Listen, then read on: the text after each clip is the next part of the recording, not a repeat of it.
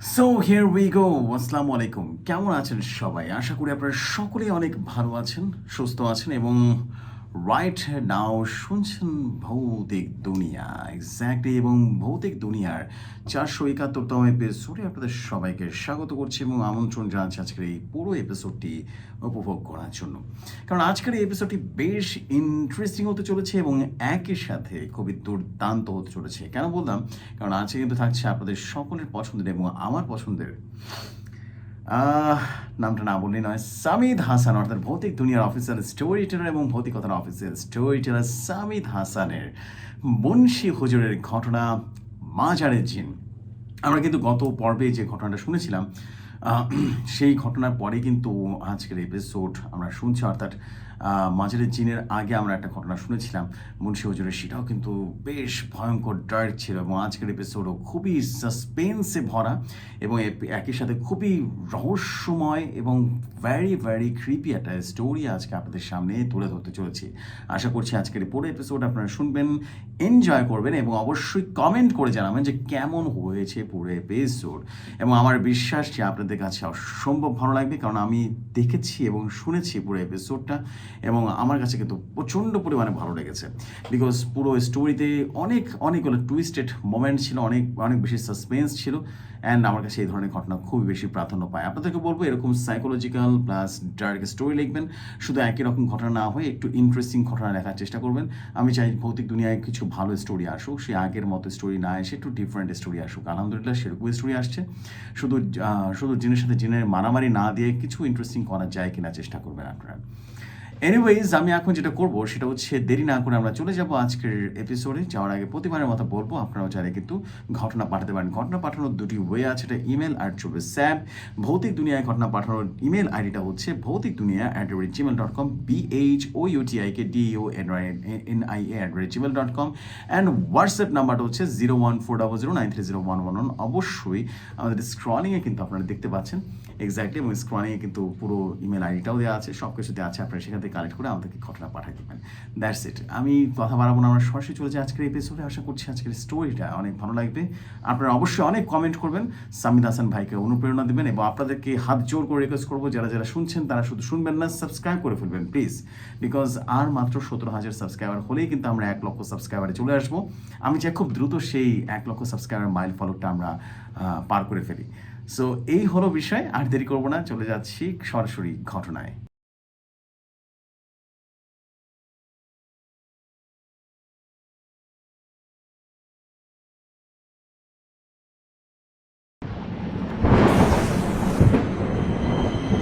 কালো লম্বা অবয়বটা রিফাত সাহেবের সামনে এসে দাঁড়িয়ে বলল, ভুল করে ফেললি, তুই আমাকে ডেকে অনেক বড় ভুল করলি।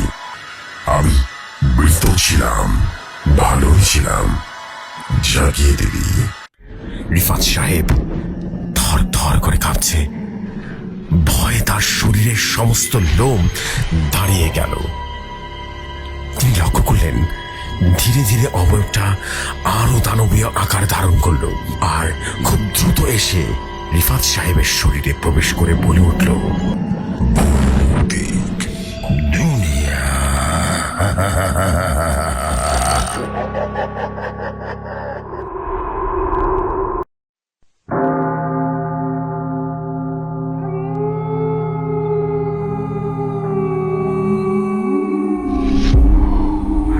তিনি ঘটনাটা অনেকটা এইভাবে লিখেছেন। আসসালামু আলাইকুম ওয়া রাহমাতুল্লাহ। কেমন আছেন প্রিয় লিসনার্স, আর কেমন আছেন জোশী ভাই? আশা করি আল্লাহর অশেষ রহমতে আপনারা সকলেই অনেক ভালো আছেন। আমি সামিদ হাসান, ভৌতিকতা এবং ভৌতিক দুনিয়ার অফিসার স্টোরি টেলার। আমার লেখা বনশী হুজুরের ঘটনা আপনাদের খুব বেশি পছন্দ হয়েছে। আগের ঘটনার শেষে আমি উল্লেখ করেছিলাম যে বাজার নিয়ে একটা ঘটনা আপনাদের শোনাবো। আজকে আপনারা সে বাজারের ঘটনায় শুনতে পাবেন। আর এই ঘটনাটি আমাকে বরাবরের মতে বলেছেন আপনাদের সবার প্রিয় বনশী হুজুর, অর্থাৎ আমার দাদাজান আফতাব উদ্দিন বনশী। ঘটনায় যাওয়ার আগে আমি কিছু কথা বলতে চাই আমার প্রিয় লিসনারদের উদ্দেশ্যে। আপনাদের এক একটা কমেন্ট আমার নতুন গল্প লেখার অনুপ্রেরণা দেয়। আমি একজনের কথা না বললেই নয়, আমাদের একজন প্রিয় লিসনার যার নাম হচ্ছে বাপ্পি বিন জাব্বার ভাই, আপনার প্রত্যেকটা কমেন্ট আমার অনেক ভালো লাগে, তাই আজকে আপনার নামটা আমি শেয়ার করে দিলাম। এর পরবর্তী যারা কমেন্ট করবেন তাদের নামও শেয়ার করা হবে। ধন্যবাদ। তো চলুন কথাবার্তা দীর্ঘ না করে ঘটনায় চলে যাই। বলছেন, দাদা মুন্সি হুজুর, দাদি তোকে আজ আমি এমন এক ঘটনা শোনাবো না যা খুবই সুন্দর এবং শিক্ষণীয়, তবে এর সাথে ভয়াবহ তো থাকবেই। আজকের ঘটনা শোনার পর তুই আর বাইরে বেশি রাত কাটাবি না, অচেনা মানুষ দেখলে বেশ ভয় দূরে দূরে থাকবি, কারণ আজকের ঘটনাটি যেমন ভয়াবহ তেমন ভয়ঙ্কর, সুন্দর এবং লোমহর্ষ। দাদা যান আমার দিকে এক দৃষ্টিতে তাকিয়ে বললেন, আচ্ছা সামির, তুই তো রাতুল কাকাকে চিনিস তাই না? আমি মাথা নেড়ে বললাম, হ্যাঁ দাদা, রাতুল কাকাকে তো আমি খুব ভালো করেই চিনি। দাদা যান তখন নড়ে চড়ে বসলেন আর বললেন, তাহলে এক কাজ কর, যা রাতুলকে ডেকে নিয়ে আয়, ওকে গিয়ে বল যে আমি ডেকেছি। দাদার কথা শুনে আমি আর দেরি না করে রাতুল কাকাকে ডাকতে বেরিয়ে পড়লাম। প্রায় 10 মিনিটের মতো সময় লেগে গেল তাকে ডেকে দাদার কাছে ফিরতে। রাতুল কাকাকে সাথে করে নিয়ে আমি যখন আমার দাদার কাছে হাজির হলাম, তখন দাদাকে দেখে তিনি বললেন, কিরে রাতুল, তোর সাথে সেই সময় ঘটনাটি ঘটেছিল সেটা কিন্তু একটু সামিদকে বলতো। রাতুল কাকা একটু ইতস্তত করে মুচকে হাসি দিয়ে দাদাকে বললেন, আরে মুন্সি কাকা, তুমি না হয় ঘটনাটা বলো না। দাদা তখন থমকে সুরে বললেন, আরে ধুর, আমি তো বলবোই, এর আগে তুই শুরু কর, তুই ঘটনা বল, তারপর শেষ অংশটুকু আমি বলবো। যা যা, আর দেরি করিস না, তাড়াতাড়ি শুরু কর। এরপর দাদার ধমক খেয়ে রাতুল কাকা একটু নড়ে চড়ে বসলেন, তারপর আমাদের দিকে তাকিয়ে বলতে শুরু করলেন তার শৈশবকালে ঘটে যাওয়া অদ্ভুত এক ঘটনার কথা। বুঝলি রে সামিদ, আসলে এই ঘটনাটা আমাদের এখনো মাঝে মাঝে থমকে দেয়। তখন আমার বয়স ছিল কত, 16 কিংবা 17 হবে। আমাদের এলাকায় ছিল একটা পুরনো মাজার, বুঝলি। আমরা এলাকার কিছু সমবয়সী পোলাপান মিলে উদ্যোগ নিলাম মাজারটাকে একটু সুন্দর করে তোলার। মাজার ঠিক করা বলতে আমরা চেয়েছিলাম মাজারটাকে একটু গুছিয়ে সচল করব এবং সেখানে বিদ্যুতের সংযোগ দেব। আর যেহেতু মাজারের পাশে আমাদের মসজিদটি ছিল, তাই আমরা সবাই মিলে একটা বড় পরিকল্পনা করলাম। মাজারের মাঠটা অনেক বড়, কিন্তু আমাদের মসজিদটা আকারে খুবই ছোট। সামনে পবিত্র রমজানের মাস আর রোজার ঈদ তো চলেই আসছে, সবাইকে তারাবি পড়তে হবে, অথচ মসজিদে এত মানুষের জায়গা সংকুলন হবে না। তাই আমরা সবাই খুব তাড়াহুড়ো করে বাজারের বাইরে মাঠটা পরিষ্কার করা এবং তারাবি পড়ার উপযোগী করে তোলার সিদ্ধান্ত নিলাম। এর পাশাপাশি আমরা আরেকটা পরিকল্পনাও যুক্ত করেছিলাম যে তারাবির নামাজ শেষ করে আমরা সবাই এক মাঠে ফুটবল খেলবো। আর এই পরিকল্পনা অনুযায়ী আমরা সবাই কোমর বেঁধে কাজ নেমে বললাম। আমরা এই পুরো কাজের জায়গার দায়িত্ব নিলাম 6 জন বন্ধু, রাতুল, করিম, রহিম, সাজ্জাদ, ফয়সাল আর ইমরান। কিন্তু মূল সমস্যাটা হলো রমজান শুরু হওয়ার আগে মাত্র 10 দিন বাকি, অথচ কাজের শেষ ছিল না। মসজিদের কিছু কাজ তখনও বাকি ছিল, সেখান থেকে বিদ্যুতের লাইন টেনে মাজারে আনতে হবে, পুরো বাজারের পরিবেশটা গোছাতে হবে, আর মাঠটাকে নামাজের এবং খেলার জন্য পুরোপুরি তৈরি করতে হবে। এত সব কাজের চাপে আমাদের অবস্থা তখন বেশ কঠিন, কিন্তু আমরা সবাই মিলে হাল না ছেড়ে কাজ চালিয়ে যেতে লাগলাম।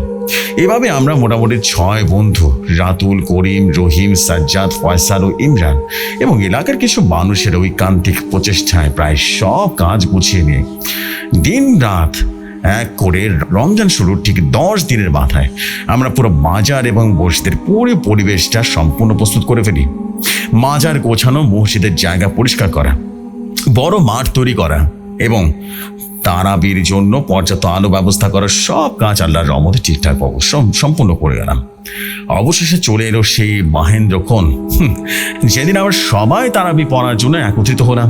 চারদিকে এক অন্যরকম আনন্দ আর উল্লাস ছিল। আজকে প্রথম তারাবি আর কাল থেকে রোজা শুরু। আমরা ধারণাই করতে পারিনি যে এতটা ভিড় হবে।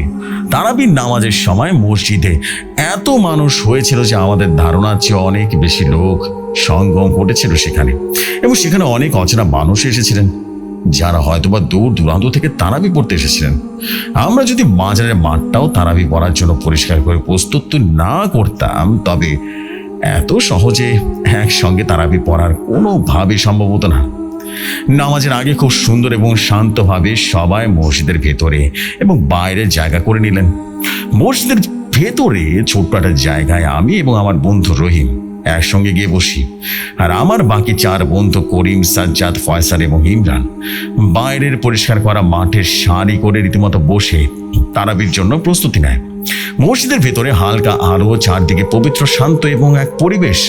ঠিক নামাজের ঠিক আগেই আমার ডান পাশে এসে বসলো এক অচেনা ছেলে। নামাজের জন্য প্রস্তুতি শুরু হয়ে গেল। বিশ্বাস করবি না রে সামিদ, নামাজ শুরু হওয়ার কিছুক্ষণের মধ্যে আমার নাকে একটা অদ্ভুত বহনীয় গন্ধ এসে লাগলো। মনে হচ্ছিল যেন পৃথিবীর শ্রেষ্ঠ কোনো আতর বা সুগন্ধি তার গায়ে মাখা হয়েছে। এত তীব্র অথচ বৃষ্টির সুগন্ধ যে আমি কিছুক্ষণ রীতিমতো থমকে গিয়েছিলাম। আমার খুব কৌতূহল হলো ছেলেটির প্রতি।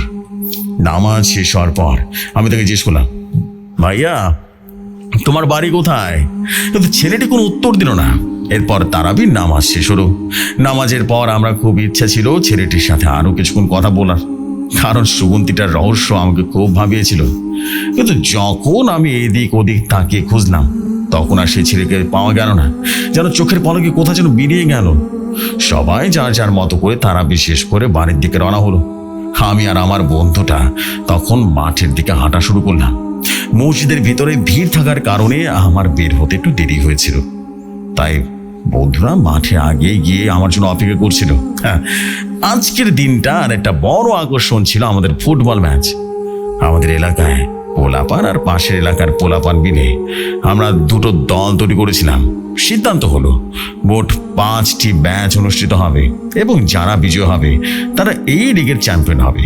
প্রথম ম্যাচটি অত্যন্ত হাড্ডাহাড্ডি লড়াইয়ের মধ্যে শুরু হয় এবং খুব সুন্দর খেলার পর আমরা দলের রীতিমতো জয়লাভ করি। কিন্তু ম্যাচ শেষে যখন আমরা সবাই জিরিয়ে নিচ্ছিলাম না, তখন আমাদের মধ্যে ফয়সাল এসে বলল যে সে আগামীকাল ম্যাচে আসতে পারবে না, কারণ তার একটা দাওয়াত রয়েছে এবং সেখানে তাকে অবশ্যই যেতে হবে। ফয়সালের এই কথা শুনে তো আমরা হতাশ হয়ে পড়লাম। ফয়সাল আমাদের দলের অন্যতম সেরা এবং নির্ভরযোগ্য একজন খেলোয়াড় ছিল। সে না থাকলে আমাদের জেতার সম্ভাবনা অনেকটা কমে যাবে, তা আমরা বুঝতে পারছিলাম। তবে দমে না গিয়ে আমরা ঠিক করলাম যে অন্য কাউকে আমাদের দলে নিয়ে পরের দিন মাঠে নামবো। পরের দিন সারাটা দিন রোজা রেখে দিনটা বেশ ভালোই কাটলো। ইফতারের পর মাগরিবের নামাজ পড়ে আমরা বাড়িতে একটু বিশ্রাম নিলাম।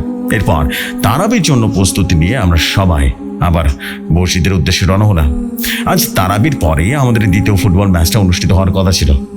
মসজিদে পৌঁছে দেখি কালকের মতো আরো আজ রীতিমতো মানুষের বেশ সমাগম হয়েছে। কিন্তু সবচেয়ে বড় বিস্ময়কর অপেক্ষা ছিল আমার জন্য। নামাজ শুরু হওয়ার ঠিক আগে কালকের মতো ঠিক একই রকম মোহনীয় সুগন্ধ ছাড়তে ছাড়তে সেই অচেনা ছেলেটি এসে আমার ডান পাশে বসলো। নামাজ শেষ হওয়ার পর আমি কৌতূহলবশত তার দিকে তাকালাম এবং তার নাম জানতে চাইলাম। সে মৃদু হেসে জানালো তার নাম হুমায়ুন। এরপর হুমায়ুন আমাকে বলল, তোমরা গতকাল যে ফুটবলটা খেলেছিলে আমি দেখেছি, তোমরা কি আমাকেও তোমাদের ফুটবল খেলায় নেবে? আমি তাকে জিজ্ঞেস করলাম, তোমার বাড়ি কোথায় ভাইয়া? উত্তরে হুমায়ুন বলল, তার বাড়ি এখানে নয়, সে 1 মাসের জন্য এক আত্মীয়ের বাড়িতে বেড়াতে এসেছে এবং ঈদের পরে নাকি চলে যাবে। তার কথা শুনে আমার মনে হলো সে তো বেশ ভালো একজন খেলোয়াড় হতেই পারে। ফয়সালের রহরটা তাহলে পূরণ হয়ে যাবে। আমি দলের ক্যাপ্টেন হিসেবে সবাইকে জানিয়ে দিলাম যে হুমায়ুন আমাদের দলে খেলবে। এতে কারো কোনো আপত্তি ছিল না। তারাবির নামাজ শেষ করে আমরা সবাই মিলে মাঠে গিয়ে রীতিমতো একত্রিত হলাম। এরপর শুরু হলো আমাদের দ্বিতীয় ফুটবল ম্যাচ। কিন্তু বিশ্বাস করবি না সামিদ, হুমায়ুনের খেলা দেখে আমরা সবাই একেবারে স্তব্ধ হয়ে গেছিলাম। তার খেলা ছিল সম্পূর্ণ অস্বাভাবিক আর অসাধারণ। সে যখন মাঠে বল পায়ে দৌড়াতো তখন মনে হতো যেন তার পায়ের সাথে আঠার মতো বল লেগে আছে। প্রতিপক্ষ দলের খেলোয়াড়রা তাকে কোনোভাবেই আটকাতে পারছিল না। তার ড্রিবলিং এবং গতির কাছে সবাই রীতিমতো অসহায় পড়ছিল। দ্বিতীয় ম্যাচে হুমায়ুন একটা 4টি গোল করে ফেললো, একাই 4টা গোল। অন্যদিকে আমাদের রক্ষণ ভাগ এমনভাবে জমাট বেঁধেছিল যে প্রতিপক্ষ দল একটা গোলও করতে পারলো না। 4-0 গোলের ব্যবধানে আমরা ম্যাচটা জিতে গেলাম। ম্যাচ শেষে হুমায়ুনের অসাধারণ দক্ষতা দেখে সবাই একেবারে প্রশংসায় পঞ্চমুখ হয়ে উঠল। মাঠের দর্শকরা এবং আমাদের দলের ছেলেরা সবাই অবাক হয়ে বলা বলি করছিল যে কোনো মানুষ এত নিখুঁত এবং চমৎকার কিভাবে খেলতে পারে। সবাই ধারণা করেছিল যে নিশ্চয়ই অনেক আগে থেকেই কোনো বড় দলের খেলে খেলে অভ্যস্ত, না হলে এমন পেশাদার দক্ষতা তার আসলো কিভাবে। তার খেলা দেখে সবাই এতটাই মুগ্ধ হয়েছিল যে আমাদের দ্বিতীয় জয়ের আনন্দ যেন কয়েক গুণ বাড়িয়ে গেল।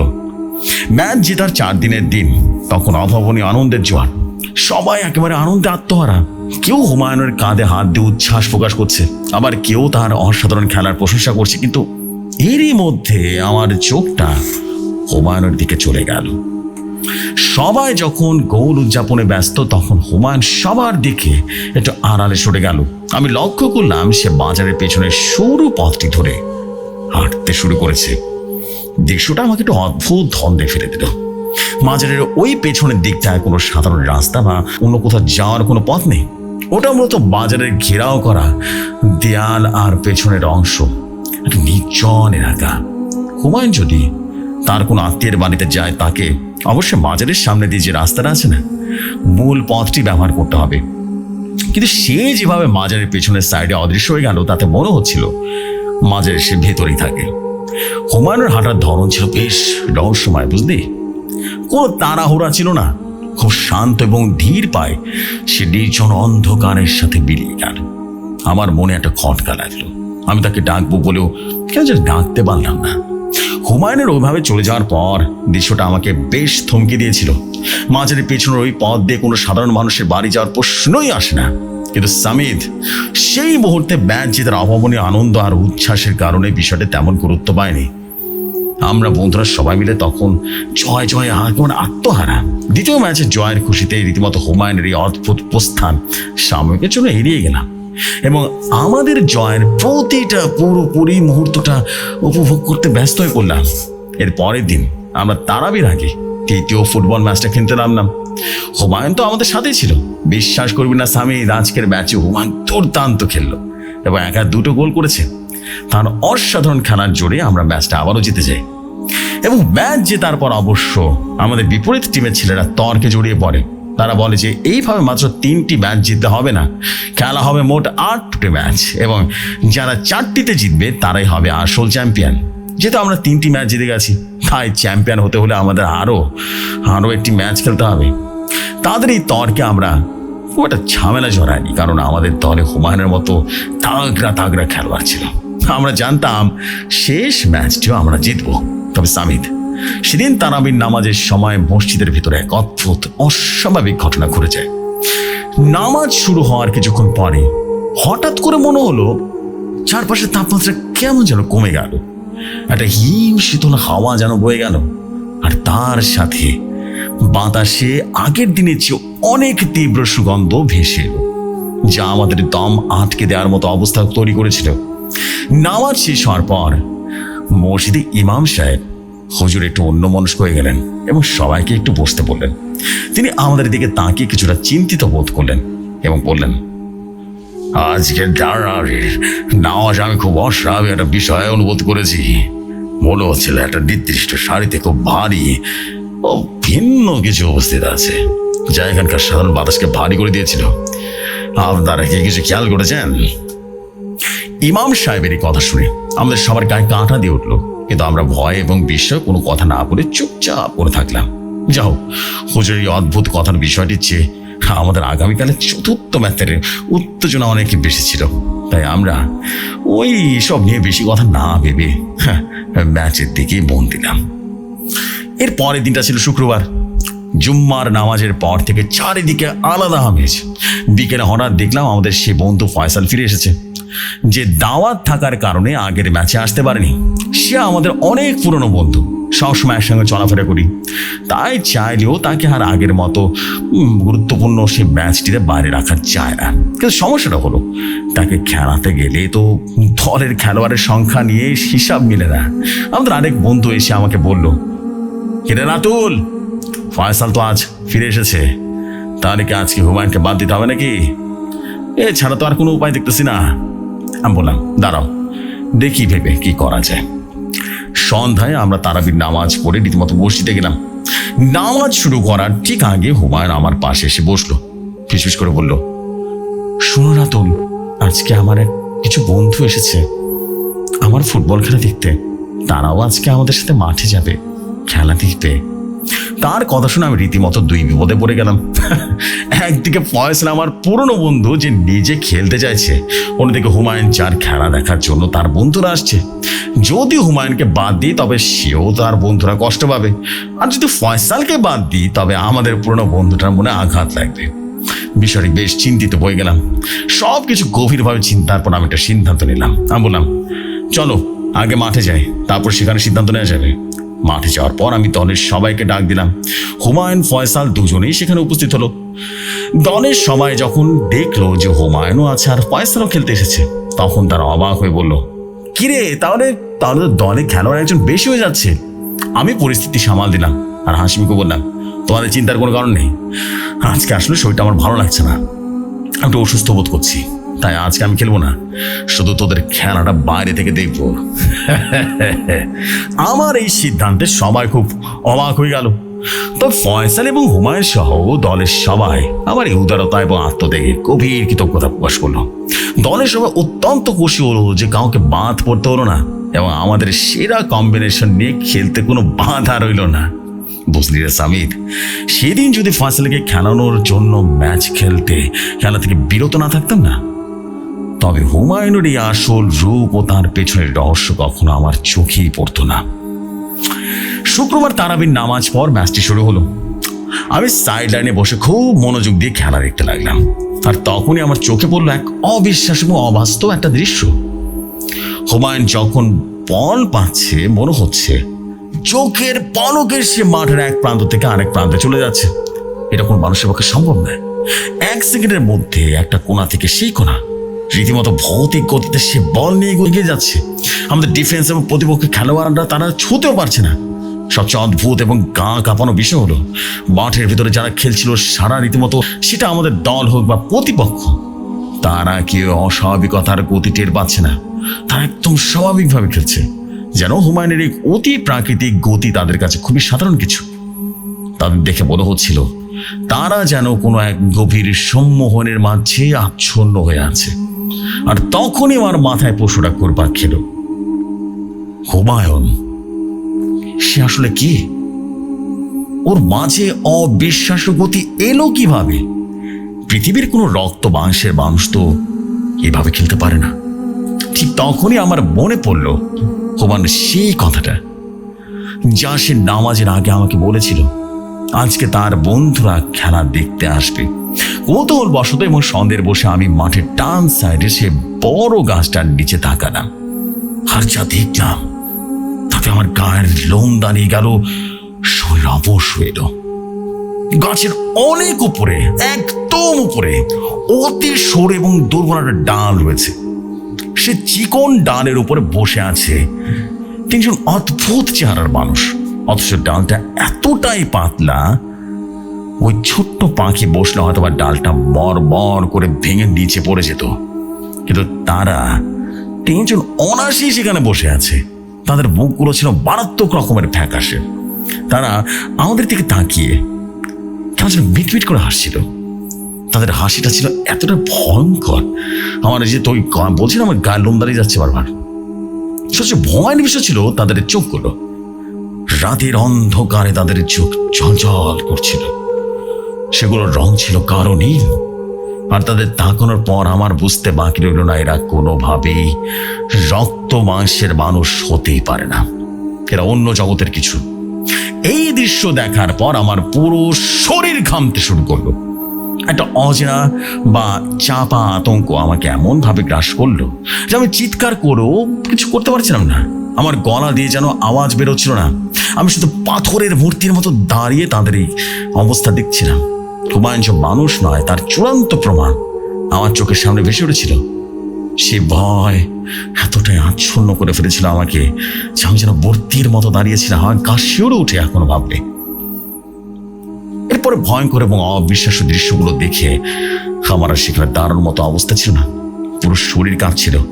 তাই ভাবলাম কোনো মতে ম্যাচটা শেষ করে এখান থেকে চলে যাব। মাঠের খেলাও তখন প্রায় শেষের দিকে। হুমায়ুন যেন আজ এক অদম্য শক্তিতে খেলছে। সে একাই 6টি গোল করলো। তার এই নৈপুণ্য আমার রীতিমতো বিশাল ব্যবধানে ম্যাচটা জিতে চ্যাম্পিয়ন লিগের শিরোপা জিতে নিলাম। চারদিকে তখন আমাদের দলের জয় জয়কার আনন্দের কোলাহল। কিন্তু আমি যা দেখেছি সে ভয়ঙ্কর সত্যটা কাউকে বলার সাহস পেলাম না। বলে সবাই ভয় পাবে, চরম আতঙ্ক ছড়িয়ে পড়বে চারিদিকে। সবাই যখন বাড়ি ফেরার জন্য প্রস্তুতি নিচ্ছে, ঠিক তখনই হুমায়ুন আমার কাছে এসে ডেকে বলল, রাতুল, তোমার সাথে আমার কিছু কথা আছে, তুমি একটু দাঁড়াও। কথাটা শোনা বুকটা কেঁপে উঠল। তবুও ভয়ে ভয়ে এক কোনায় গিয়ে তার জন্য অপেক্ষা করতে লাগলাম। একটু পরে হুমায়ুন তার ওই অদ্ভুত বন্ধুদের নিয়ে আমার কাছে এসে দাঁড়ালো। তার বন্ধুরা আগের মতোই মিটমিট করে হাসছিল, যাদের চোখগুলো অন্ধকার ও নীল দেখা যাচ্ছিল। হুমায়ুন আমার দিকে তাকিয়ে শান্ত স্বরে বলল, ভয় পেও না রাতুল, তুমি তো সব দেখে ফেলেছো তাই না? আমরা যে রক্ত মাংসের মানুষ নই সেটা তুমি বুঝে গেছো। কিন্তু কাউকে কিছু বলো না, তুমি আমার খুব ভালো একজন বন্ধু। আমি রীতিমতো থরথর করে কাঁপছিলাম। কাঁপতে কাঁপতে যে শুনলাম, তাহলে তোমরা আসলে কারা, সত্যি করে বলো। হুমায়ুন রীতিমতো আমার কাঁপাকাঁপি দেখে মৃদু স্বরে বলল, আমরা এই মাঝেরাই থাকি। শুধু আমি না, আমার মা বাবা সহ আমার পুরো পরিবার এই মাঝের ভেতরেই বসবাস করি। এই মাঝের ভেতরে যিনি শায়িত আছেন তিনি একজন অত্যন্ত বুজুর্গ এবং পবিত্র ব্যক্তি ছিলেন। আমাদের পরিবার বংশ পরম্পরায় তার এবং এই মাজারের সেবা করে এসেছে। দীর্ঘদিন ধরে মাজারটি অবহেলায় পড়েছিল, কিন্তু তোমরা সবাই মিলে যেভাবে মাজারের চারপাশটা গুছিয়েছ, তারাবির ব্যবস্থা করেছো, তাতে আমাদের অনেক উপকার হয়েছে। আমাদের থাকার জায়গাটা তোমরা সুন্দর করে দিয়েছো, তাই আমরা তোমাদের সাহায্য করতে চেয়েছিলাম। কুমারের কথাগুলো শুনে ভয়টা আস্তে আস্তে কেটে গিয়ে অদ্ভুত সম্মোহন এবং শ্রদ্ধাবোধ কাজ করতে শুরু করলো। আমি বুঝতে পারলাম এরা আমাদের কোনো ক্ষতি করতে আসেনি এবং আমাদের সাহায্য করছে। এরপর আমি আর কাউকে হুমায়ুনের আসল পরিচয়টা জানাইনি। সে ভয়ঙ্কর অথচ অদ্ভুত অভিজ্ঞতার কথা আজও আমার মনের ভিতরে পরিষ্কার গেঁথে আছে। এতটুকু বলেই রাতুল কাকা থামলেন। প্রিয় লিসেনার্স, আপনারা ভাবছেন ঘটনা এখানে শেষ? না না না না না, ঘটনা তো ঠিক এইখান থেকে শুরু। এরপর রাতুল কাকা আমার দাদাকে বলেন, ও মুন্সি কাকা, আমি তো বললাম এখন তুমি শুরু করো, তারপর কি ঘটেছিল।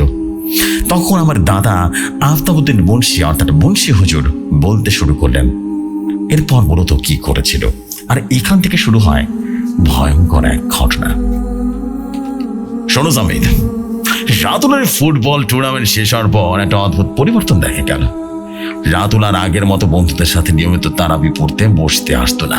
বিশেষ করে হুমায়ুনের ওই ঘটনা এবং তার বন্ধুর আসল রূপ দেখার পর রাতুল এতটাই ভয় পেয়ে গেছিল যে বাজার বা মসজিদের চত্বরে পা রাখতেই পারতো না।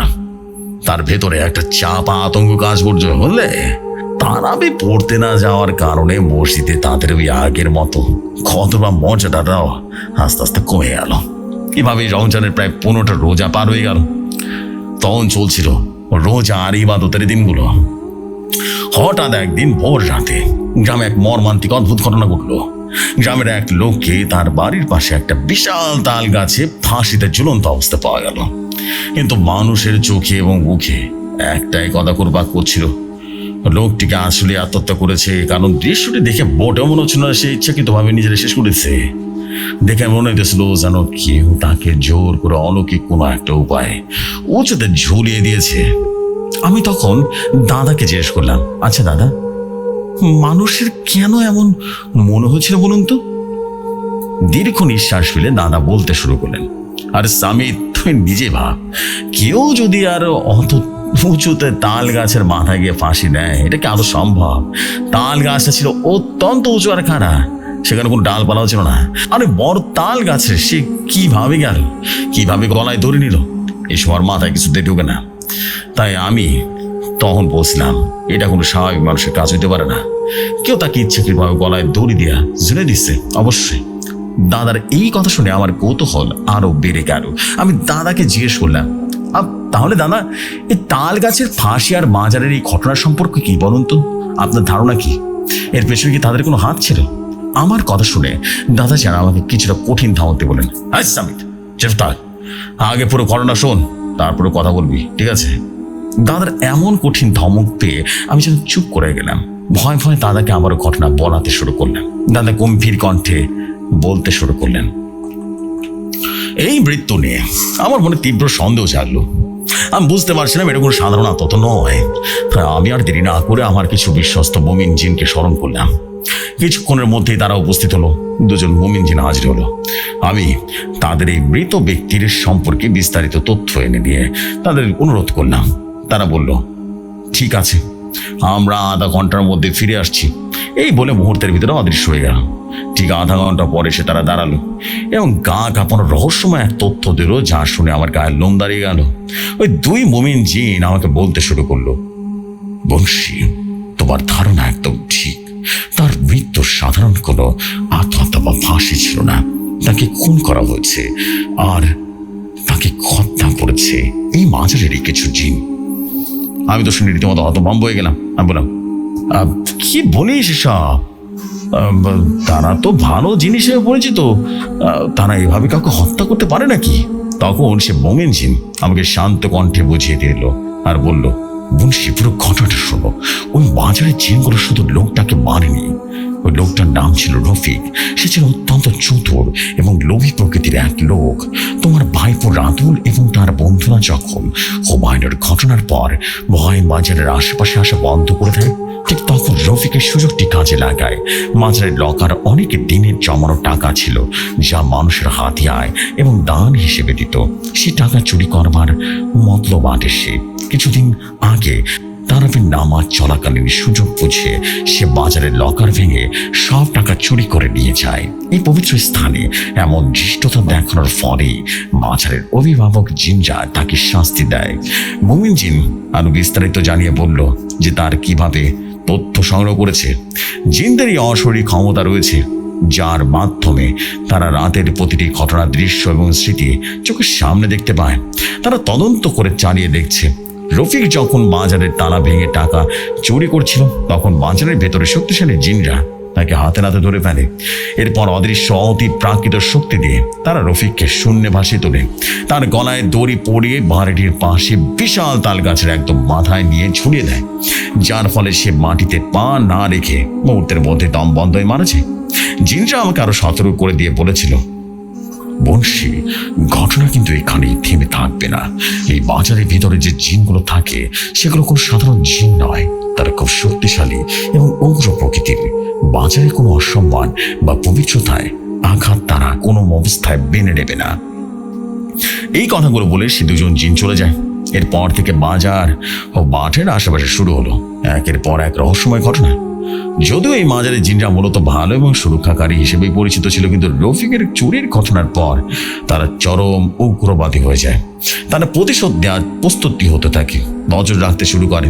এরপর থেকে যারা গভীর রাতে একা বা ওই এলাকার পাশ দিয়ে যেত, তাদের সাথেই ঘটত মারাত্মক সব ঘটনা। এমনই এক ঘটনা ঘটেছিল রমজানের এক রাতে। গ্রামের একজন সাধারণ এবং বয়স্ক মানুষ, যার নাম ছিল আব্দুল, সে তারাবির নামাজ শেষ করে বাড়ি ফিরতে কিছুটা দেরি করে ফেলে।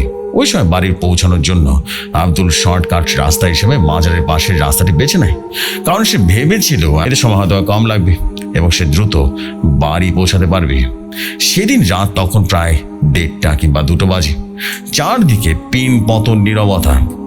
আব্দুল যখন বাজারের ঠিক কাছাকাছি পৌঁছালো না, ঠিক তখন হঠাৎ করে চারপাশ বাতাস রীতিমতো ভারী এবং হিমশীতল হয়ে উঠলো। চারপাশে গাছপালাগুলো রীতিমতো নিথর হয়ে গেল। কিন্তু ঠিক তখনই বাতাসে কেমন যেন একটা অদ্ভুত ফিসফিসানি কান্নার শব্দ ভেসে আসতে লাগলো।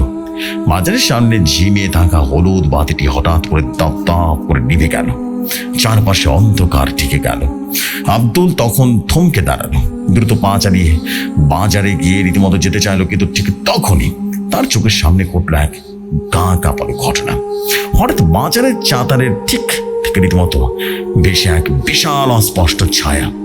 কোন এক অদৃশ্য শক্তি, অতি প্রাকৃত শক্তি যেন তার পথ আগলে দাঁড়ালো। আব্দুলের পুরো শরীরটা অবশ হয়ে গেল। তার মনে হলো কেউ যেন তার ঘাড়ের উপরে তপ্ত শ্বাস ফেলছে। ভয় কাঁপতে কাঁপতে সে পেছনে ফিরে রীতিমতো দৌড় দিতে চাইল, কিন্তু তার পা যেন মাটির সাথে আটকে গেল। ঠিক সেই মুহূর্তের বাতাসটা ভারী কণ্ঠে একজন বলে উঠল, যে লোভ দেখাবে তাকে এভাবে শাস্তি দেওয়া হবে। এরপর হঠাৎ করে তীব্র বাতাসে আব্দুলের মাথার টুপিটা উড়ে গেল এবং তাকে কোনো অদৃশ্য শক্তি শূন্য কয়েক ইঞ্চি তুলে আবার মাটিতে আছড়ে পড়ল। আব্দুল যন্ত্রণায় ভয়ে চিৎকার করে উঠল, কিন্তু তার গলা দিয়ে কোনো শব্দ বেরোচ্ছিল না। কোনো মতে সে প্রাণপণে দৌড়াতে শুরু করলো এবং বাড়ি না পৌঁছানো পর্যন্ত সে ফিরেও তাকানোর সাহস পেল না। এই ভয়ঙ্কর অভিজ্ঞতার পর আব্দুল গুরুতর অবস্থা হয়ে গেল এবং অসুস্থ হয়ে পড়েছিল। ও সেই রাতের পর থেকে ওই রাস্তা দিয়ে কেউ একা চলাচল করার সাহস গ্রামে কারো ছিল না। সবাই বুঝলো মাজারের জিনরা এখন আর শান্ত নেই। তারা তাদের পবিত্র স্থানের উপরে আঘাতের চূড়ান্ত প্রতিশোধ নেওয়ার চেষ্টা করছে এবং শুরু করে দিয়েছে। আব্দুল চাচার এই ঘটনা ঠিক কয়েকদিন পর গ্রামে আরেক ব্যক্তির সাথে করে যায়। এর চেয়েও ভয়ঙ্কর গা কাঁপানো ঘটনা। তার নাম ছিল কাশেম মিয়া। কাশেম মিয়া সেদিন রাতে পাশের গ্রাম থেকে বাড়ি ফিরছিলেন। রাত তখন প্রায় 2:30টা। চারপাশে ঘন কুয়াশা আর গাঢ় অন্ধকারে ঢাকা। কাশেম মিয়া যখন মাজারের পাশে মাঠ দিয়ে যাচ্ছিলেন, তখন হঠাৎ তার মনে হচ্ছিল কেউ যেন তার পেছনে ভারী পায়ে হাঁটছে। তিনি পেছনে ফিরে তাকাতে যা দেখলেন তা ছিল মানুষের কল্পনার বাইরে। সেদিন বাজারের পাহারায় থাকা জিনগুলো তাদের আসল রূপ এবং ভয়ঙ্কর রূপে আবির্ভূত হয়েছিল। কাশেম মিয়া ঠিক সামনে দাঁড়িয়েছিল এক বিশাল আকার দানবীয় জিন। জিনটির রূপ ছিল এতটাই ভয়ঙ্কর এবং বিভৎস যা দেখলে যে কোনো মানুষের হৃৎপিণ্ড মুহূর্তে থেমে যেতে পারে। জিনটির উচ্চতা ছিল প্রায় 10 থেকে 12 ফুটের মতো। তার শরীরটা ছিল একদম কালো ছায়ের মতো এবং বিভৎস ছিল, এবং শরীর থেকে অবিরায় রীতিমতো ধোঁয়ার মতো কুয়াশা বেরোচ্ছিল। জিনটার হাতগুলো ছিল অস্বাভাবিক লম্বা। আঙ্গুলগুলো ছিল মানুষের হাতের চেয়ে অনেক বেশি বড়। আঙ্গুলের ডগায় ছিল ধারালো বাঁকানো রীতিমতো নখ। তার মুখটা বিভৎস বিকৃত এবং হলুদ হলুদ দাঁত। নিঃশ্বাস ফেলার সময় তার গরম হলকা বেরোচ্ছিল। জিনটির সবচেয়ে ভয়ঙ্কর অংশ ছিল দুটো চোখ। বিভৎস ছিল, একদম লাল হয়েছিল এবং চোখের রীতিমতো নীল আভা, যা রাতের অন্ধকারে স্পষ্ট দেখা যাচ্ছে। তার সেই চোখের কোণে কোনো মায়াবতা ছিল না। জিনটির শরীর থেকে তার পচা দুর্গন্ধ বেরোচ্ছিল, যা কাশেম মিয়ার দম বন্ধ করে দেওয়ার জন্য পারফেক্ট ছিল।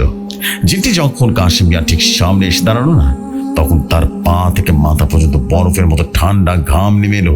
জিনটি তার বিকট এবং গম্ভীর কণ্ঠে বলল, এই পবিত্র স্থানের ধারের কাছে আসার চেষ্টা করবি না, নইলে তোর পরিণতি হবে চরম ভয়ঙ্কর। ওই রূপ দেখার পর কাশেম মিয়া ভয় এবং আতঙ্কে জ্ঞান হারিয়ে মাটিতে লুটিয়ে পড়েন। পরদিন সকালে স্থানীয় লোকজন তাকে অচেতন্য অবস্থায় মাজারের পাশ থেকে উদ্ধার করে। এরপর থেকে কাশেম মিয়া এমনভাবে মানসিকভাবে ভেঙে পড়লেন, তিনি আর স্বাভাবিক কথাই বলতে পারতেন না। গ্রামের মানুষ তখন পুরোপুরি নিশ্চিত হয়ে যায় বাজারের জিনগুলো এখন আর সাধারণ সুরক্ষাকারী নয়, তারা উগ্র এবং চরম ভয়ঙ্কর রূপ ধারণ করেছে। আব্দুল ও কাশেম মিয়ার সাথে ঘটে যাওয়া ঘটনার পরপর দুটি ঘটনা ঘটার পর গ্রামের মানুষজন চরম আতঙ্কের মধ্যে দিন কাটাতে লাগলো। বাজারের আশেপাশে এলাকায় সন্ধ্যা নামলেই যেন নেমে আসতো এক কাজ কাঁপানো ভয়ের পরিবেশ, আর কেউ একা একা ওই রাস্তা দিয়ে হাঁটার সাহসও পেত না। অবশেষে গ্রামের মাতব্বর বেশ কয়েকজন মানুষ মিলে আমার বাড়িতে এসে হাজির হলো। তাদের চোখে মুখে ছিল চরম উদ্বেগের ছাপ। তারা আমাকে উদ্দেশ্য করে বলল, মুন্সি সাহেব, আপনি তো জানেন বাজারে জিনগুলো এখন উগ্র হয়ে গেছে। একে একে আব্দুল আর কাশেম মিয়ার সাথে যা ঘটলো তাতে আমরা কেউ এখন আর নিরাপদ বোধ করছি না। এমনকি ছোট বাচ্চাদেরও আমরা মাঠের দিকে খেলতে দিতে চাচ্ছি না। দয়া করে আপনি এটা একটা সমাধান করুন, নইলে পুরো গ্রামটায় চরম বিপদে পড়বে। আমি তাদের কথা শুনে কিছুক্ষণ চুপ করে নিলাম। আমি গভীরভাবে চিন্তা করলাম আর বুঝতে পারলাম যে বাজারের পবিত্রতা নষ্ট করার কারণে ওই জিনগুলো এমন প্রতিশোধ পরায়ণ হয়ে উঠেছে। আমি সবাইকে আশ্বস্ত করে গম্ভীর কণ্ঠে বললাম, আপনারা ঘাবড়াবেন না। আমি আমার পূর্বপুরুষদের নিয়ম অনুযায়ী এবং এই বাজারের প্রকৃত অভিভাবক জিনদের সাথে যোগাযোগ করে এর সুরাহা করার চেষ্টা করব। আপনাদের নিরাপত্তা এবং গ্রামের শান্তির জন্য যা যা করা প্রয়োজন ইনশাল্লাহ আমি তার ব্যবস্থা করব। আমার এই আশ্বাসের পর গ্রামের মানুষ কিছুটা শান্ত হয়েও বাড়ি ফিরে গেল, কিন্তু পুরো গ্রামে তখন থমথমে এক পরিবেশ বিরাজ করছিল। রাত তখন প্রায় 2টো। চারদিকে পিন পতন নিরাপত্তা, শুধু বাতাসে গাছের পাতা শোনা যাচ্ছে, এছাড়া কোনো আওয়াজ নেই। আমি বাজারের চাতালে গিয়ে দাঁড়ালাম। বিসমিল্লাহির রহমানির রহিম বলে কয়েকবার দরুদ শরীফ পাঠ করে তাদের ডাকতে শুরু করলাম। আমি তাদেরকে উদ্দেশ্য করে বললাম, হে বাজারের পাহারাদার এবং অভিভাবক জিনেরা, আমি বংশী বাড়ির সন্তান আফতাবউদ্দিন বংশী বলছি। গ্রামের মানুষ আপনাদের উপরে ক্ষুব্ধ নয়, তারা শুধু আপনাদের এই উগ্র রূপ নিয়ে চিন্তিত। দয়া করে আমার সামনে আসুন, আপনাদের সাথে আমার কথা আছে। কিন্তু আমার ডাকে তাদের কোনো উত্তর নেই। চারপাশে বাতাস আরো ঠান্ডা হতে লাগলো। বাজারের বাতিটি তপ তপ করে নিভে গেল। আমি কিছুক্ষণ অপেক্ষা করলাম, কিন্তু বাজারের জিন্নি আমার সাথে কোনো কথাই বললো না। এমনকি তাদের কোনো ছায়াও দেখা গেল না। মনে হচ্ছিল তারা যেন আমাকে পুরোপুরি এড়িয়ে চলছে এবং আমার উপস্থিতিকে তারা গুরুত্ব দিচ্ছে না। তাদের এই নীরবতা আমাকে আরো বেশি ভাবিয়ে তুলল। আমি বুঝতে পারলাম তাদের এই ক্ষোভের আগুন এখন অনেক তীব্র। এরপর আমি আর কোনো উপায় না পেয়ে সেখান থেকে ফিরে এলাম এবং বুঝলাম সাধারণ কোনো কথায় এরা শান্ত হবে না। পরদিন সকালে আমার ব্যর্থতার খবর পুরো গ্রামে ছড়িয়ে পড়ল। গ্রামের কিছু মানুষ আমার উপরে আরো ভরসা করতে পারলো না। তারা ভাবলো সাধারণ কোনো আলেম বা বুজুর্গ ব্যক্তি কথা হয়তো বা উগ্র জিনিসরা শুনবে না, তাই তাদের বশ করার জন্য শক্তিশালী তান্ত্রিকের প্রয়োজন। কিছুদিনের মধ্যেই গ্রামের মাতব্বররা মিলে অত্যন্ত ভয়ঙ্কর এবং ডার্ক সাইডে রীতিমতো এক তান্ত্রিককে ডেকে নিয়ে আসলো এবং তান্ত্রিকের নাম ছিল অঘোরনাথ তান্ত্রিক। অঘোরনাথ যখন গ্রামে পা রাখলো, তার চল চলন দেখে সবার গা শিওরে উঠল। তার গলায় রুদ্রাক্ষের মালা, বিভিন্ন প্রাণীর হাড়ের মালা, কপালে লাল সিঁদুরের বড় টিপ, আর তার চৌতুরা ছিল সবসময় লাঞ্ছে। সে গ্রামে ঢুকে সোজা মাজারের মাঠের দিকে এগিয়ে গেল। আমি তাকে দেখে বাধা দেবার চেষ্টা করলাম। আমি বললাম, অঘোরনাথ তান্ত্রিক, এরা কিন্তু কোনো সাধারণ জিন নয়, তারাই বাজারের প্রকৃত অভিভাবক। তাদের উপরে জোর করে কিন্তু কিছু খাটানোর চেষ্টা করবেন না, এতে বিপদ আরো বেড়ে যাবে। অঘোরনাথ তান্ত্রিক আমার কথায় কান দিলেন না। সে অহংকার সুরে হাসল আর বলল, বংশী সাহেব, আপনি তো শুধু ধোয়া চালান জানেন, তন্ত্র মন্ত্রের আসল শক্তি আপনি কি বুঝবেন? আজ রাতে আমি এই বাজারের সব জিনকে আমার মন্ত্রের শক্তি দিয়ে বশ করে এখান থেকে তাড়িয়ে দেব। সন্তান আমার সাথে সাথে সে বাজারের চাতালে তার যজ্ঞের আয়োজন শুরু হলো। সে মাটির উপরে নানা রঙের সিঁদুর, ধুড়ি আর ধূপের ধোঁয়া নিয়ে সে গোল বৃত্ত আঁকলো। তারপর শুরু হলো তার উচ্চ স্বরে মন্ত্রপাঠ। সেই কর্কশ এবং অশুভ মন্ত্রের আওয়াজে চারপাশে পরিবেশটা কেমন যেন ভারী হয়ে উঠল। পুরো গ্রামে এক অদ্ভুত আতঙ্কের ছায়া নেমে এলো। গভীর রাত, অঘোরনাথের মঞ্চপাঠের শব্দে চারপাশটা কেঁপে কেঁপে উঠছে।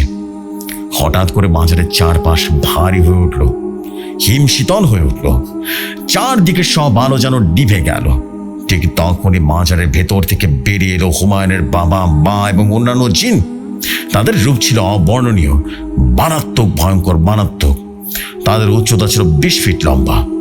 শরীর থেকে অবিরাম কালো ধোঁয়া বেরোচ্ছে, চোখ রীতিমতো জ্বলছে, দাঁতগুলো রীতিমতো বেরিয়ে আসছে, আর নখগুলো ছিল বিশাল বড় বড়। আর তাদের এই দানব রূপ দেখে গ্রামের মানুষ ভয়ে দূরে রীতিমতো লুকিয়ে পড়ল। তারা এক ভয়ঙ্কর হুঙ্কার দিয়ে অঘোরনাথের দিকে তেড়ে এলো। কিন্তু অঘোরনাথ একটু ভয় পেল না। সে তার হাতের লোহার ত্রিশূল আর বিশেষ কিছু মঞ্চ পড়া তাবিজ নিয়ে দাঁড়িয়ে রইল। জিনগুলো আগুনে হালকা এবং সে হুঙ্কার সত্ত্বেও সে তার মন্ত্রের শক্তি বাড়াতে থাকলো। অঘোরনাথ তার থলি থেকে একটা কালো রঙের বিশেষ পাত্র এবং পবিত্র শিকল বের করলো। জিনগুলো ভয়ঙ্কর রূপকে মোকাবেলা করে সে মন্ত্রের জোরে তাদের চারপাশ থেকে ঘিরে ফেললো। জিনগুলো তাদের সর্বশক্তি দিয়ে আক্রমণ করার চেষ্টা করলেও অঘোরনাথের তন্ত্র মন্ত্রের কাছে তারা দুর্বল হয়ে পড়তে লাগলো। শেষমেশ অঘোরনাথ তান্ত্রিক তার সবটুকু শক্তি প্রয়োগ করে হুমায়ুনের বাবা, মা, যারা ওই বাজারের প্রধান অভিভাবক ছিলেন, তাদের সে জাদু করে পাত্রের ভিতরে বন্দী করে ফেললো। হুমায়ুনের বাবা মা তীব্র আর্তনাদ করতে লাগলো, কিন্তু অঘোরনাথের জাদুর বাঁধন তারা ছিঁড়তে পারল না। পুরো এলাকায় তখন অদ্ভুত নিস্তব্ধতা ছেয়ে গেল। হুমায়ুনের বাবা মাকে বন্দি করে অঘোরনাথ তান্ত্রিক এক বিজয়ের হাসি হাসল। গ্রামবাসীরা স্বস্তির নিঃশ্বাস ফেলল। সে উপদ্রব এখন মুক্তি পেল, কিন্তু তারা বুঝলো না এর ফলে সামনে আরো ভয়ঙ্কর কোন বিপদ হতে পারে। তান্ত্রিক সেই অঘোরনাথ হুমায়ুনের বাবা মাকে বন্দি করে নিয়ে যাওয়ার পর গ্রামে আর কোনো সমস্যা রইল না। গ্রামে আবারও শান্তি ফিরে আসলো। এদের কিছুদিন পরে এক রাতে অদ্ভুত এক রহস্যময় ঘটনা ঘটল। রাতুল যখন গভীর ঘুমে আচ্ছন্ন ছিল, তখন তার স্বপ্নে আসে সে হুমায়ুন জিন, যার সাথে সে ফুটবল খেলত। হুমায়ুন রাতুলকে খুব আকুল হয়ে বলতে শুরু করলো, রাতুল, তুমি তো আমার খুব ভালো একজন বন্ধু। তুমি তোমার কাকা মুন্সি খুচুরকে একটু বলো আমার বাবা মাকে যেন মুক্ত করে নিয়ে আসে।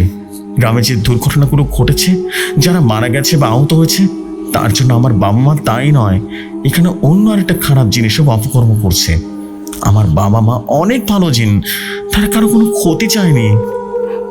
স্বপ্ন হুমায়ুনের এই আকৃতির শুনে বা আকুতি শুনে রীতিমতো রাতুলের ঘুম ভেঙে যায়। সে ভয় চিন্তায় পড়েছে এবং পরদিন সকালেই রীতিমতো আমার কাছে চলে আসে। পুরো ঘটনাটি খুলে বলে। রাতুলের সমস্ত কথা খুব মনোযোগ দিয়ে শুনলাম এবং গম্ভীর কণ্ঠে বললাম, রাতুল, তোর কথা ঠিকই আছে, তুই তোর সব বন্ধুদের ডেকে নিয়ে আয়। তারপর রাতুল তার সমস্ত বন্ধুদের ডেকে নিয়ে আসলো। তখন আমি তাদেরকে বললাম, হুমায়ুন যখন ডিজে এসে কথাগুলো বলেছে, তখন তার পেছনে নিশ্চয়ই কোনো বড় সত্য লুকিয়ে আছে। কিন্তু তাদের মুক্ত করার পথ এতটা সহজ নয়।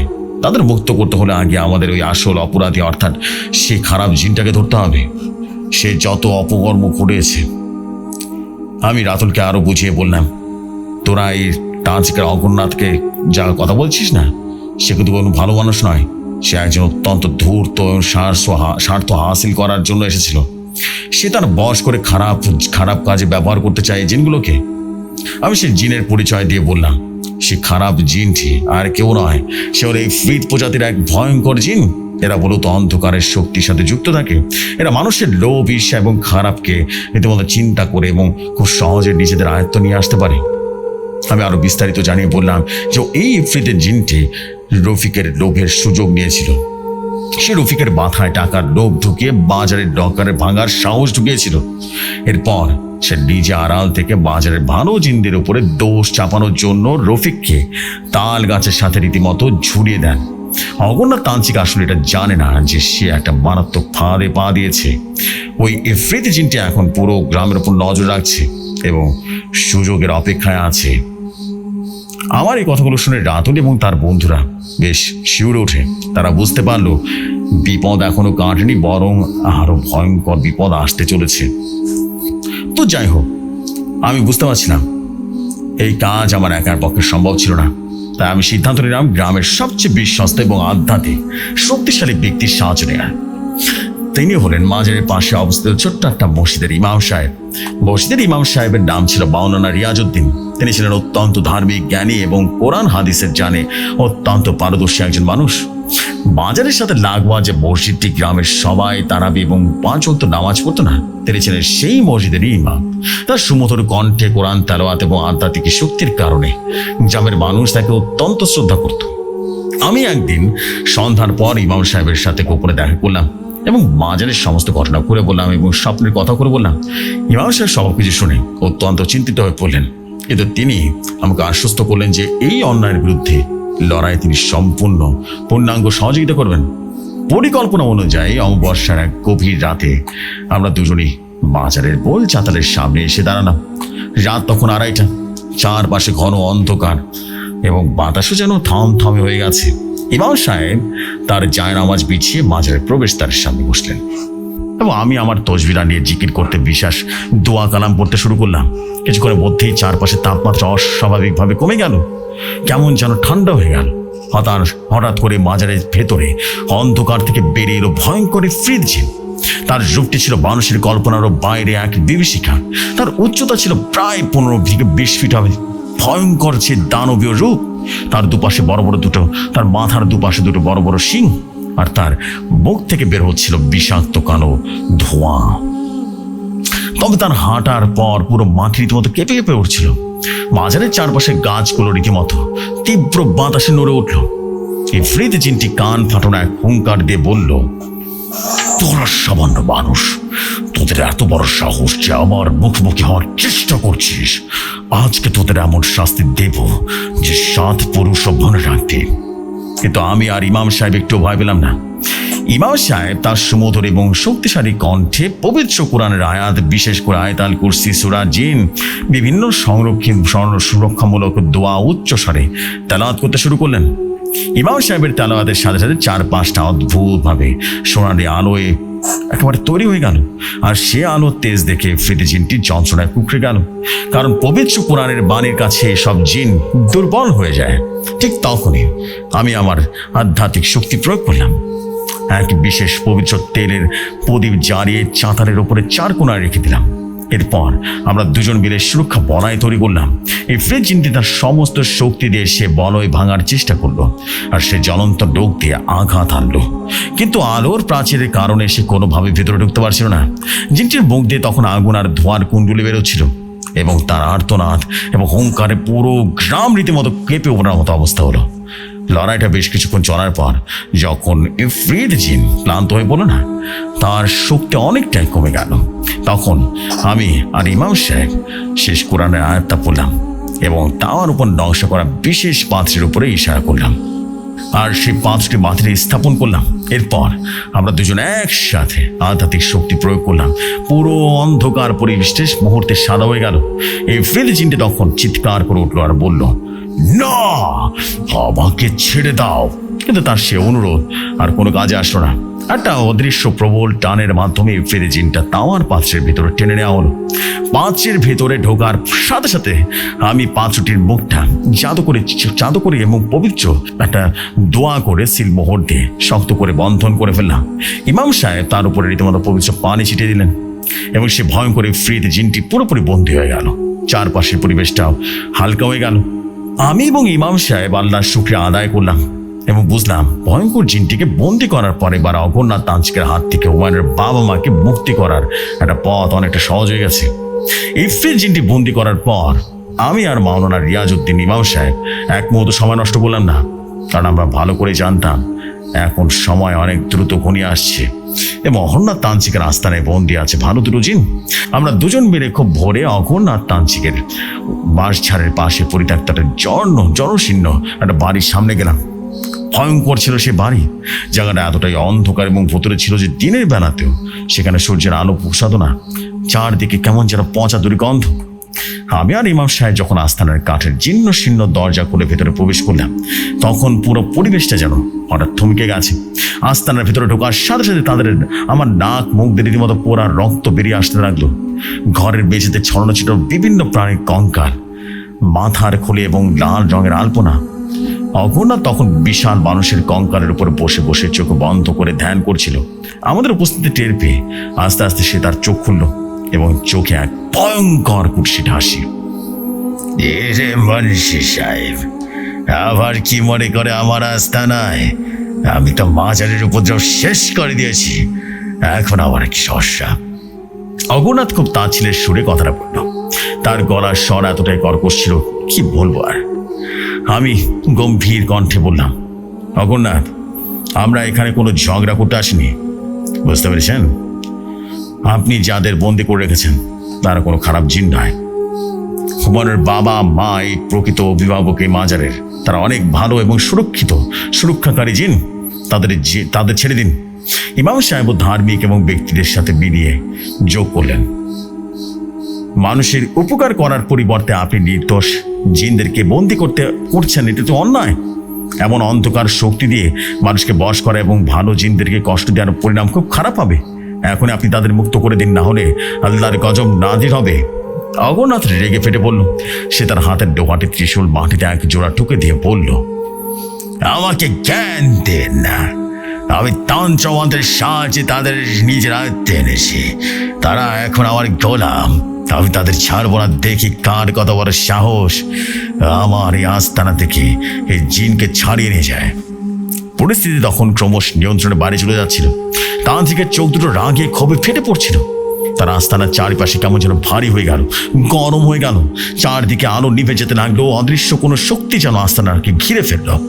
পরিস্থিতির ভয়াবহ বুঝতে পেরে আমরা দুজনেই রীতিমতো দুজনের হাত চেপে ধরলাম। ইমাম সাহেব খুব শান্ত অথচ দীর্ঘ কণ্ঠে আমাকে বললেন, আত্মব ভাই থামুন, আজকে এখানে সরাসরি তর্কে জড়িয়ে কোনো লাভ হবে না। সে এখন অন্ধকারের শক্তির অন্ধ হয়ে গেছে। আস্তানার ভিতরে তার নিজস্ব শক্তি অনেক বেশি। সরাসরি তান্ত্রিককে ঘায়েল করতে গেলে আমাদের বড় ধরনের ক্ষতি হয়ে যেতে পারে। চলেন আজকে আমরা ফিরে যাই। অন্য কোনোভাবে তাকে শাস্তি করতে হবে। আমাদের আরো বড় কোনো আধ্যাত্মিক প্রস্তুতি নিতে হবে।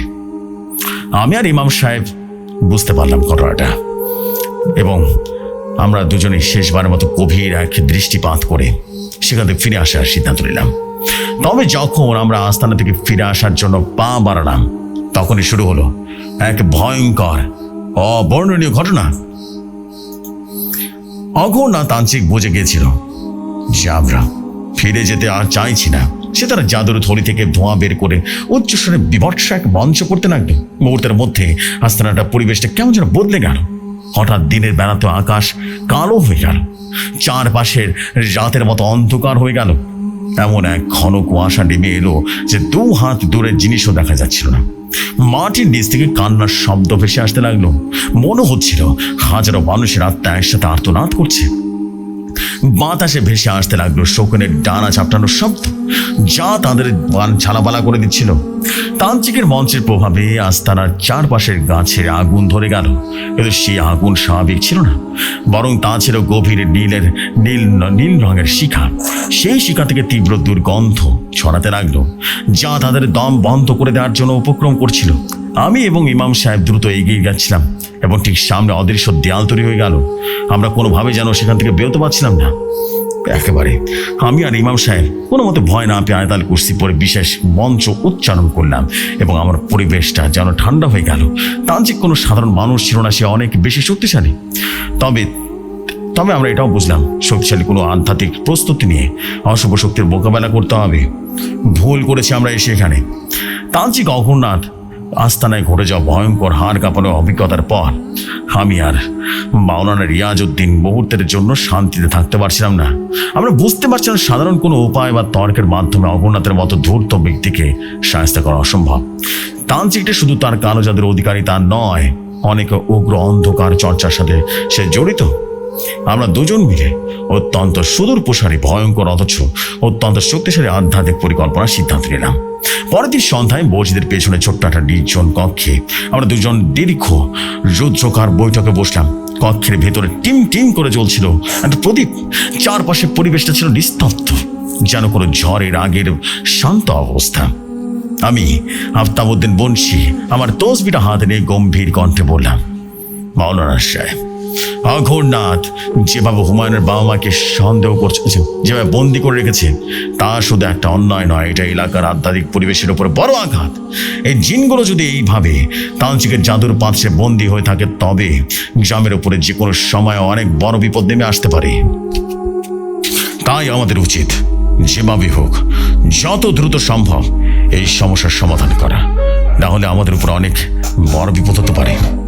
এরপর আমরা আর দেরি না করে দ্রুত সিদ্ধান্ত নিলাম, আমাদেরকে যেভাবে হোক এই তান্ত্রিকের আস্থানায় আবারও ফিরে যেতে হবে, এবং ফিরে গিয়ে তাকে যেভাবে হোক তার কাছ থেকে সেই জিনদেরকে মুক্ত করতে হবে। আমরা দেরি না করে তার পরের দিন চুপি চুপি চলে গেলাম রাতের অন্ধকারে তান্ত্রিকের সেই আস্তানায়, এবং দেরি না করে আমরা দ্রুত সেখানে চলে গেলাম যেখানে তান্ত্রিক তার আস্তানা গেড়ে সে মন্ত্র জপ করছিল। আমরা চুপি চুপি সেই পাঁচটির দিকেই নজর রাখছিলাম যেখানে হুমায়ুনের বাবা মাকে আটকে রাখা হয়েছে। এরপর তান্ত্রিক যখন একটু ঝিমানি বা সে মন্ত্র জপ করতে শুরু করেছিল, বা একদম যখন মঞ্চের ভিতরে ছিল, ঠিক তখনই আমরা চুপি চুপি সেই পাঁচটা নিয়ে আসলাম, এবং সাথে সাথে যখন নিয়ে আসলাম তখনই তান্ত্রিক তার চোখ খুলে ফেললো, এবং খুলে ফিরে আমাদের উপরে তার জিন আক্রমণ করে দিল। এবং জিন আমাদের সাথে কোনোভাবেই পারছিল না, কারণ আমরা এক বিশেষ দোয়া পরে নিজেদেরকে একেবারে রীতিমতো বন্ধন করে ফেলেছিলাম। তান্ত্রিক তার জিন পিশাচ দিয়ে আমাদের সাথে অনেক লড়াই করার চেষ্টা করেছিল, কিন্তু আমরা ততক্ষণে খুব দ্রুত তার সাথে সে পাত্রটি খুলে দিলাম, এবং সেই জিন দুটোকে মানে হুমায়ুনের বাবা মা সহ তার বন্ধুদেরকে সাথে সাথে মুক্ত করে দিলাম। সাথে সাথে শুরু হয়ে গেল এক ভয়ঙ্কর তাণ্ডব। অঘোরনাথ তান্ত্রিকের পিশাচের সাথে এক অভাবনীয় ভয়ঙ্কর লড়াই মেতে উঠল সে হুমায়ুনের বাবা মা। মুহূর্তের মধ্যেই সে পিশাচগুলোকে একেবারে এক নিমিষে ছাই করে ফেললো তাদের আগুনের হলকায়। সে হুমায়ুনের বাবা মা তারা যে এতটাই শক্তিশালী জিন আমরা কল্পনা করতে পারিনি। এরপর লক্ষ্য করলাম সমস্ত জিন যখন একসাথে শেষ হয়ে গেল, ঠিক তখনই তান্ত্রিক মশাই রীতিমতো ভয় কুকড়ে কুকড়ে বসেছিলেন এবং সেখানে বসে বসে মন্ত্রযোগ করছিলেন আর ইবলিসকে ডাকার চেষ্টা করছিলেন। কিন্তু তখনই হুমায়ুনের বাবা মা দ্রুত সেখানে গিয়ে এমন এক মঞ্চ পড়ল যে রীতিমতো তান্ত্রিকের গলা এবং মুখ দিয়ে এবং নাক দিয়ে রক্ত গলগল করে বেরিয়ে আসা শুরু করলো এবং মুহূর্তে আমাদের চোখের সামনে সে তান্ত্রিক মারা গেল। এরপর আমরা বাড়িতে চলে আসলাম এবং গ্রামবাসীকে জানিয়ে দিলাম যে এই মাজার আজকে থেকে পবিত্র এবং এই গ্রামে আর কোনো অভিশাপ থাকবে না। আমরা আরও জানিয়ে দিলাম কিভাবে আমরা সেই খারাপ জিনটাকে মুক্ত করেছিলাম। সমস্ত কিছু জানানোর পর সেই গ্রামে এখন থেকে আর কোনো রকম ঝামেলা হবে না এটাও বলে আসলাম এবং গ্রামবাসীকে সবাইকে বলে দিলাম যে যেভাবে হোক এই তাবিজ পরা এবং পানি পরাগুলো যেন তারা নিয়মিত খায়। এরপর থেকে ওই গ্রামে আর কখনো কোনো সমস্যা হয় এবং ওই মাজার এখন পর্যন্ত আছে। ওই মাজার পবিত্র হয়ে গেছে। ওই মাজারে এখনো সে হুমায়ুন এবং হুমায়ুনের বাবা মা বসবাস করে এবং মাজারকে পবিত্র রাখে, সুরক্ষা বলয় তৈরি করে রেখেছে। এই ছিল মাজারের ঘটনা, বুঝলে? তো প্রিয় জেফরি ভাই, এই ছিল আজকের ঘটনা। কেমন লাগলো ঘটনাটি অবশ্যই কমেন্ট করে জানাবেন। আপনাদের কমেন্ট পেলে নতুন ঘটনা লিখতে আনন্দ পাই। জেফরি ভাই, এটাই ছিল ঘটনা। আশা করি ঘটনাটি সবার কাছে ভালো লেগেছে। আসসালামু আলাইকুম, ভালো থাকবেন সবাই। ভৌতিক দুনিয়াতে আবারও ফিরে আসবো নতুন এক স্টোরি নিয়ে। ততক্ষণ সবাই ভালো থাকুন, সুস্থ থাকুন, অবশ্যই ভৌতিক দুনিয়ার সাথে থাকুন। ভৌতিক দুনিয়া দ্রুত এগিয়ে যাক, এটাই কামনা।